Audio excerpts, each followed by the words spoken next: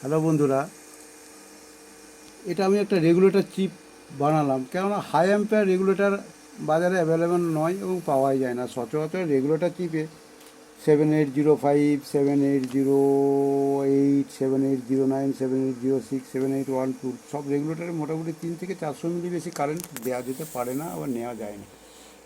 তারপরে রেগুলেটর প্রচণ্ড গরম হয় এবং খারাপ হয়ে যায়। আমি আজকে যে রেগুলেটরটা বানালাম, এটা আমার প্রবলেমের জন্য আমি বানিয়েছি। এটা মোটামুটি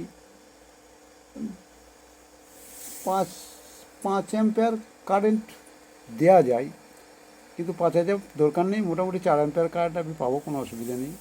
তবে এটা আমি এই সার্কিটটা করে আপনাদেরকে দেখিয়ে দিচ্ছি এটা কীভাবে বানাবেন। আমি এখন একে দেখিয়ে দিচ্ছি, আর আমি এটা প্র্যাকটিক্যাল করেও দেখিয়ে দিচ্ছি। আমি এখন এটাতে এর ইনপুটে কিন্তু 18 ভোল্ট সাপ্লাই দিয়েছি। ইনপুটে 18 ভোল্টটা দেখাও, 19 ভোল্ট দেখাও। ইনপুটে কিন্তু আমি 19 ভোল্ট সাপ্লাই দিয়েছি।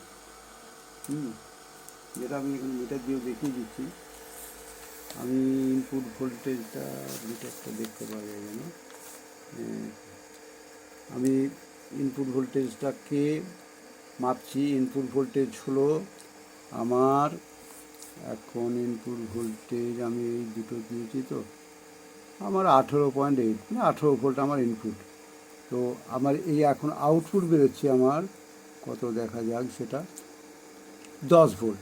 তার এই জিনারটা আছে 10 ভোল্ট। এই জিনারটা 10 ভোল্ট দেওয়ার জন্য আমার আউটপুট পাচ্ছি আমি 10 ভোল্ট।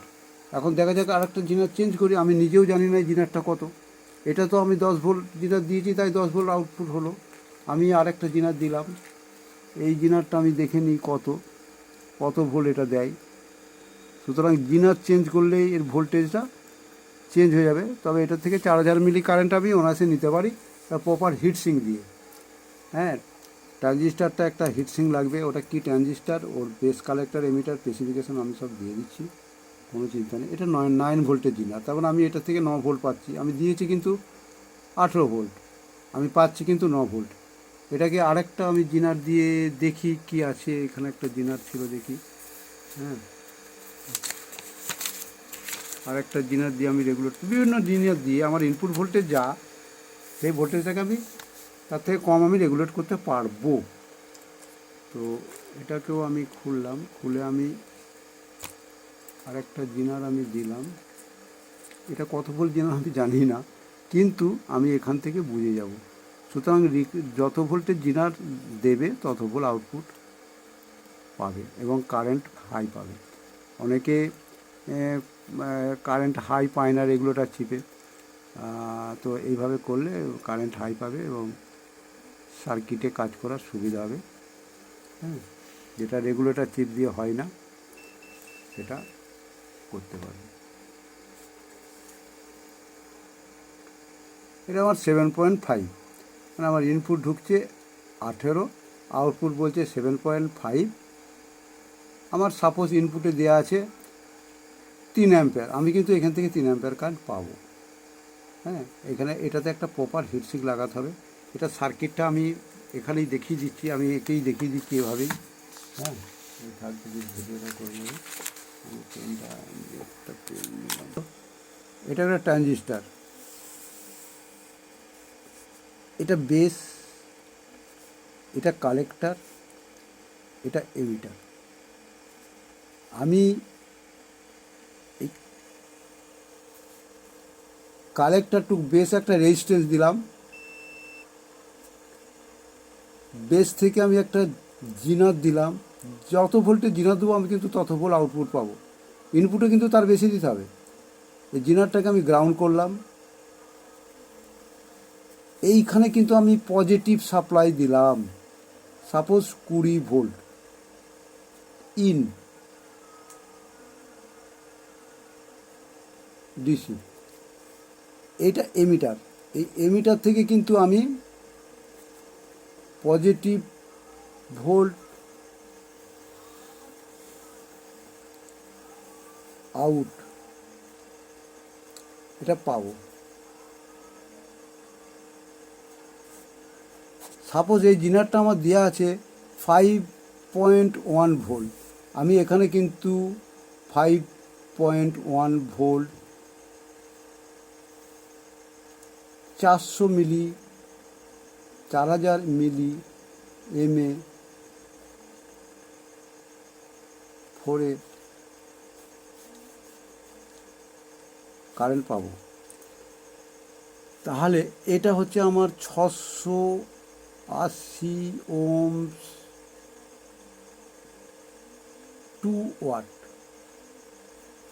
রেজিস্ট্যান্স। এই হলো এর সার্কিট। এটাকে আমি আরও ভালোভাবে একটা ট্রানজিস্টারকে এঁকে আমি দেখিয়ে দিচ্ছি।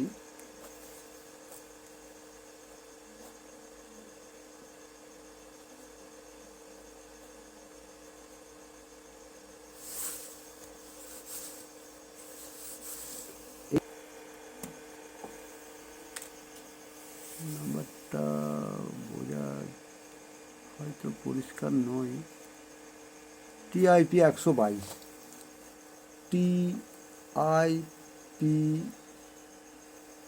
122, এটা বাজারে অ্যাভেলেবেল, কোনো চিন্তা নেই। এটা বেস, এটা এমিটার, এটা কালেক্টার এমিটার বেস।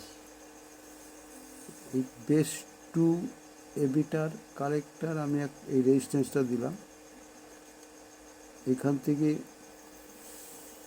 জিনারটা দিলাম, গ্রাউন্ড করলাম। এটা হচ্ছে আউট ভোল্টেজ।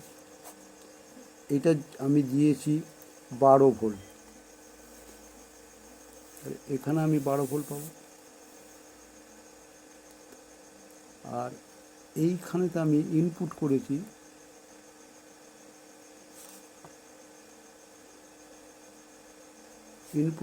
আমি 20 ভোল্ট। 20 ভোল্ট ইনপুট করেছি। 20 ভোল্ট ইনপুট আমি কালেক্টারে দিয়েছি। কালেক্টার থেকে রেজিস্ট্যান্স দিয়ে বেসে গেছে, বেস থেকে জিনার দিয়ে গ্রাউন্ড হয়েছে। এই রেজিস্ট্যান্সটা হচ্ছে আমার 680 ওহমস 1 ওয়াট। ঠিক আছে, এই হলো সার্কিট। খুব ইজি আমি বুঝিয়ে দিলাম, এভাবে করে দেখবে। অসুবিধা হলে অবশ্যই কমেন্ট করে জানাবে। Thank you.